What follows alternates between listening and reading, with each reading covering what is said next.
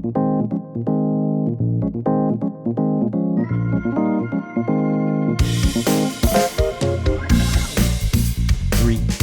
two, one, and action. Ahoy! Avast, ye landlubbers. Hey everyone, welcome back to... Welcome back to me YouTube channel. Welcome back to my YouTube channel. I use this YouTube channel as a video diary to keep myself accountable with my mental health journey. Also, just enjoying the process as long as I have it. I'm wearing my bandana today because I want to feel like a pirate. Thank you to all your continued support.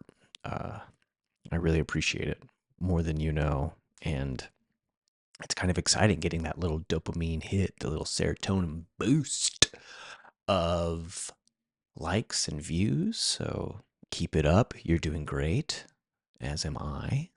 Update on the meds. I have a much better relationship with them now. It's been, like a week or two since I started them, and now I'm starting to really feel those effects a lot more. The benefits of them more than anything else, and virtually none of the side effects, which is great. It's good. That's what I was sold on, and so here I am living the dream. Again, living the dream as a medicated person in 2024. But I do feel good. I do. It's exciting. I think a lot of people, when I was first starting, or even before, talking about the benefits of medication, and the big thing that people kind of leaned into was this feeling that things would be possible. And I'm starting to feel that, which is good. I think before, when it was really bad, a lot of my anxiety was wrapped up in these ideas around the impossibility. This would be impossible. X would be impossible because I couldn't do it. Whatever. And now I have a much better relationship to possibility. I'm much more open to the possibility of the life that I want for myself is possible, and I can achieve it and attain it. And not to say that if I don't achieve that, I will be in complete and utter failure. Or I'm also learning that it's fascinating, and this is kind of a great segue into what I wanted to talk about. It's no, don't lose it. It's fascinating that I'm able to rediscover things that I'm interested in and passions that I thought had gone by the wayside, and also affirming passions and affirming things in my life that I was already doing that I have a little bit of reinvigoration for. And also, I think, a relaxation around perceived results or perceived expectations.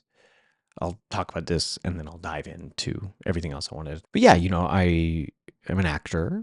An actor, if it wasn't abundantly obvious, which maybe not, which also, who cares? So I'm an actor. I went to school for it, trained for it. Definitely. I was in acting school at a time in the cultural zeitgeist where a lot of the rhetoric was, if you can imagine doing anything else, do that, because this industry is very unforgiving and challenging and difficult. And I always, had a thought about that, or like what else I would want to do. And I've noticed now that created this pressure of like, have to make it, whatever making it is. And we all know what making it means, right? It's this sort of big Hollywood superstar, or big top 0.1% of this industry, which is kind of fascinating, right? It's the only industry, all of the performing arts, really, it's the only industry where the marker of success is to be in the 0.001% of people doing this. And anything other than that is not good enough. Whereas if you had a more conventional job or a more conventional career, there are so many other determining factors for that success. And I just think that's where my relaxation in that comes from, this idea of redefining my own idea of what success looks like. And also reminding myself that comparison is the thief of joy and success is in the eye of the beholder. I was talking with my friend, and we were kind of just, he's in the industry as well. And so we were just sort of talking shop and all that. And I was sort of lamenting about the same idea to him. And he kind of put it in perspective for me. I was like, dude, you've been also working professionally for 10 years. Granted, it's not movies and TV and big Hollywood blockbusters, but I've been paid to tell stories for a decade. And I was like, wow, yeah. And so that ultimately has been where I wanted to be in my life. And I think that outside of the fame and outside of the prestige and the star factors and the unforeseen qualities or the mist and the morning dew, yeah, that's it. Of the outside of the morning dew of fame and being this wonderful thing, when that burns away by the mid morning, what's left is a career as an artist and wanting to tell stories and wanting to connect people through the art that I make. And sitting back and realizing that I have been doing that. I have been doing that thing. I done been doing it. And that feels pretty cool. And I think a part of how I'm able to accept that perspective right now also has to do with the fact that the meds are working and I don't doubt myself as much, or the thoughts of doubt are much more easily mitigated, which is divine. And in all of this is where I've gotten in this moment, which is just rediscovering your meaning. Sometimes maybe you're like me with this. Sometimes I do lean into the magic of the algorithm. I lean into this magic that all of my machines are listening to me and then showing me things that I was thinking about somewhere else, and it shows up on TikTok or something, and it's something I was thinking about completely outside of TikTok, or maybe doing a Google search. And it's just on paper, or when you really start to investigate and examine it, of course it's not as magical. It's not as serendipitous. Of course, all of my stuff is listening to me, so the Google search feeds into the TikTok algorithm and all that, blah, blah, blah, blah, blah, blah, blah, blah, blah, blah. But being able to forget about that for a moment and just kind of live in this magic of serendipity. I was watching this TikTok that was talking about existentialism and absurdism and how we have misinterpreted absurdism for a long time, and it really started by talking about existentialism and then this quest for creating and generating our own meaning. And that's what I wanted to talk about today. So I was like, divine, this is all I wanted to talk about today anyway. As always, because I'm just starting out on this stuff, so I don't do any research. Don't get mad at me. Don't get mad. I'm just off the dome, off the cuff, a quick little search on the Googs for me to figure out what it is that I want to do. And discovering your meaning or rediscovering your meaning can be immensely beneficial to mental health. And I'm living that right now. I was just in a play that was my best friend wrote and asked me to be in it. And this has been a long process over a couple years. And this last run of it for like 2 weeks was so invigorating and just reaffirmed my passion for theater. And I noticed that kind of passion is very specific, or that kind of meaning is very specific. I want to be a theater actor. That's a very specific kind of passion, a very specific kind of meaning.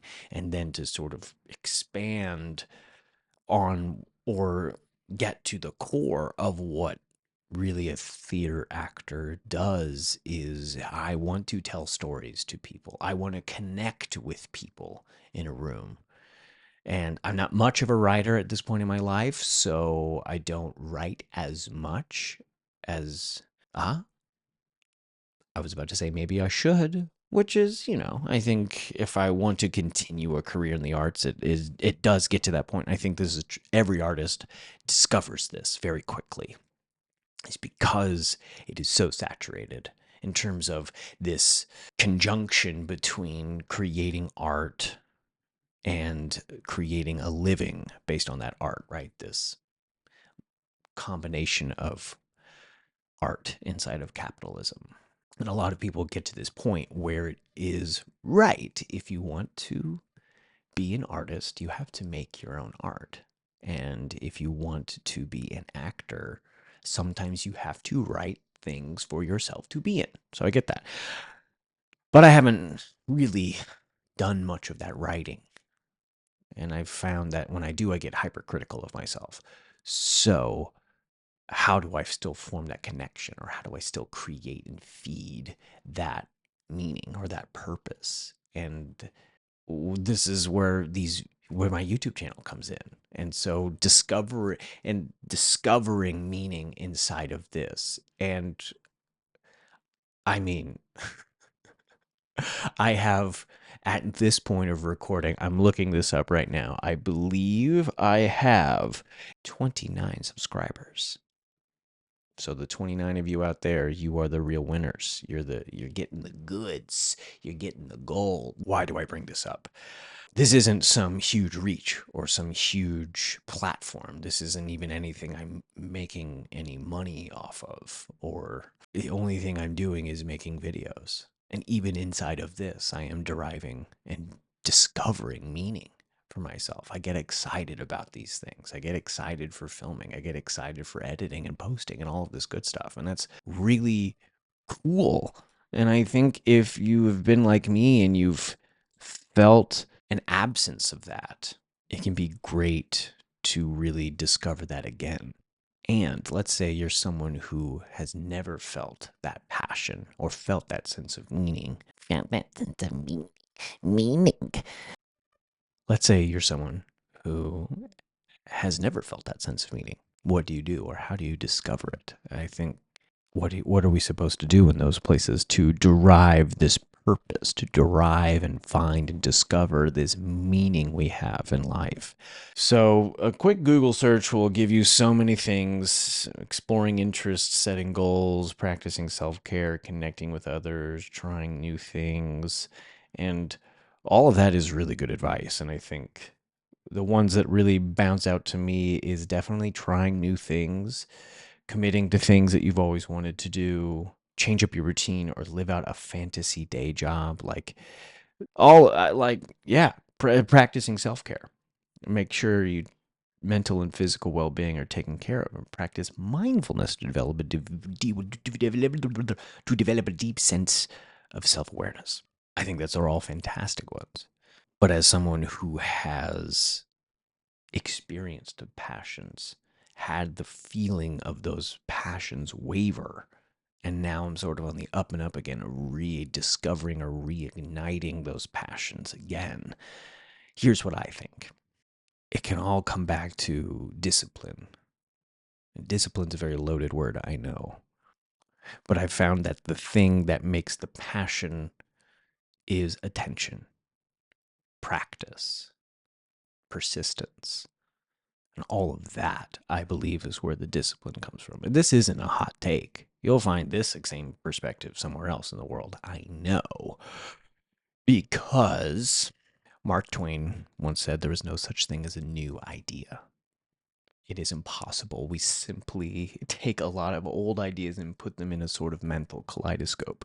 We give them a turn, and they make new and curious combinations. And that feeds into my idea around discovering or rediscovering your meaning or your passion in life. Is that this is not a hot take, right? I just said that. This is not a hot take. There's no new ideas. And because of that, it's a liberation that you don't have to reinvent the wheel. You don't have to create something entirely brand new in order to find meaning.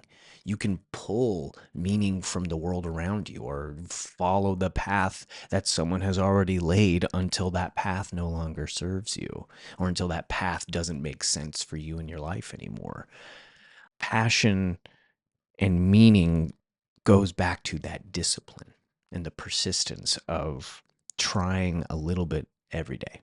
And that's the lesson I've learned from this YouTube is the passion wavers when it has less attention. A passion is a fire, right? You got to fan the flames of it to keep it going. And in the balance, it's also all of these aphorisms. I'm all about my aphorisms today, darling. Yes, because a watched pot never boils. And so I think if I'm going to put it on me, keep it on me.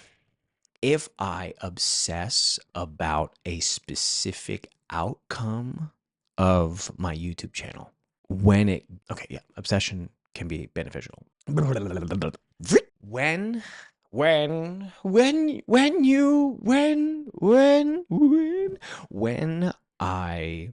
I liberate myself from the idea, God, oh my God, okay, here it is. What am I saying? What am I even talking about? This is what I'm talking about. When I remove my expectations from the outcome of my YouTube channel, I can then see the process and enjoy the process versus the outcome. And so when you are looking to discover your passion in life, be less and less concerned about the product or the outcome of whatever passion that is, and be more invested in the process. There is something to be said about having a goal and creating a parameter and a container for you to propel yourself forward for that goal.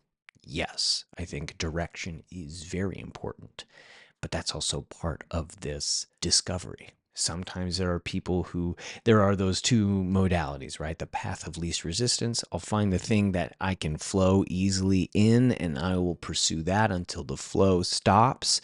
Then I will discover a new flow and sort of shift into that direction. Or there are persistent people who have a goal and think, I will forge on this path regardless of the stress or the outcomes, or not even the outcome, regardless of the stress, I think. Yes. But is passion important in your life? Is meaning important in your life? And that's sort of the differentiation between existentialism and absurdism. I'm butchering whatever that TikTok video was saying, right? This existentialism is realizing we have the power to create that meaning for ourselves. And absurdism is living in that contradiction of searching for a meaning and yet observing that it's inherently meaningless around us. And then saying, to hell with it, I'll live anyway. And that's a really beautiful outlook on absurdism. I think absurd is losing losing the thread of this video, right? Well, there's that idea of like absurdism or dada or gaga or all of this stuff being like a post World War II nonsensical approach to life, and there's a meaninglessness. So why should art have any meaning, or why should anything have any meaning at all, because of this immense amount of human tragedy and suffering that was World War II. And it can be easy to just like, I'm gonna knit a sweater and then burn it and call that art. And there's no meaning behind that. And so, because life has no meaning, absurdism is this act of rebellion, of embracing the meaninglessness of life and living anyway. That is a beautiful liberation of discovering and rediscovering your meaning. Is not only do you have the power to find it yourself, you have the power to change your meaning. You have the power to course correct and try something else entirely. And at the same time, you can also liberate yourself from having a meaning entirely and learn to just be. And that's hard for a lot of us. And that's hard really to do in this world now. To just be means you're not making money. You're not constantly producing. And how are you? Bring me pictures of Spider-Man. In the wake of this world around us, it can be really hard to find a meaning, discover that meaning, or even liberate ourselves from meaning entirely, because we see people around us who do have that meaning and do have that vision and direction and are living the lives that we want to live. As I'm recording this, the Olympics are happening, and outside of the institution of the Olympics, which is pretty horrendous, I know, there are just great stories of people and athletes who have had this meaning their entire lives and their entire careers, have been to this one place. And here they are, these elite level people performing superhuman feats. And that's cool. And it can feel weird to watch that and yearn for not necessarily that level of athleticism, but certainly that level of meaning and direction. But the shadow of that is, where will they be when that's done? What happens to someone when their athletic career is over? How do they then find meaning? Even the most driven and ambitious person that you know struggles with this sense of meaning. If they have this feeling here, when that's gone, they will have it. So the feeling of meaninglessness can be universal. And so what do we do about that? How do we move around that? Persistence, patience, practice, knowing that living is the most important thing to do, more than anything else. Just live. Just live, live, live, live, live. Live your life, stay alive, choose to live. It can be hard out here. And know that the passion will come. And we have to apply ourselves. This has been a fear of mine so much. I think I've mentioned this in a video once too. It's not only a fear of failure, but a fear of success. But I won't know success, or I won't know the success that I think that I want, until I really actually put myself out there. And that's hard too, because of rejection, because of financial burdens, or because of it. It's just scary. It can be just scary to open ourselves up, not only for growth, but for ridicule and remorse and regrets, or having the feeling of, oh shit, I've gone down this path and it's a path that no longer serves me, and it can feel like a dead end. But I don't think anything is a dead end. I just think it is a wall that then we can either just maneuver around. That is a privileged thought, I know, because some of us have to stay in these places in order to maneuver things around. But to be individualistic, if not you, who? If not now, when? I think a lot of finding a passion starts with courage. And you know what? Forget everything else I've said about this video, in this video, until right now. If you've been watching this now, up until now, get ready. Here's the real nugget. Here's the real nugget. This is actually the hot take. This is my lukewarm take. Finding your meaning, or finding your passion in life, or rediscovering that passion, begins with courage and asking that question of, what do I want out of this life? And I realized I had stopped asking that question of myself. And maybe that's a question we ask every day, every week, every month. What do I want out of this life? What do I want? Just getting clear. I think that's all I got. Yep. I love you all. I really do. I'm very, very thankful. I've been getting just enough little bit of that feedback to keep going, and to keep trying, and to keep pushing, and to really put myself out there. Not only for you, my wonderful viewers, but also for me. Passion is something that can be found. It's not this mystical thing. It's you either have it or you don't. But passion is this mercurial ether that is around us always, and we can always access it with just a little bit of courage. Thank you so much for watching. Be sure to like, subscribe, that whole spiel, and I'll see you in the next video. Or will I? I will. I will. I love it here, and I love you.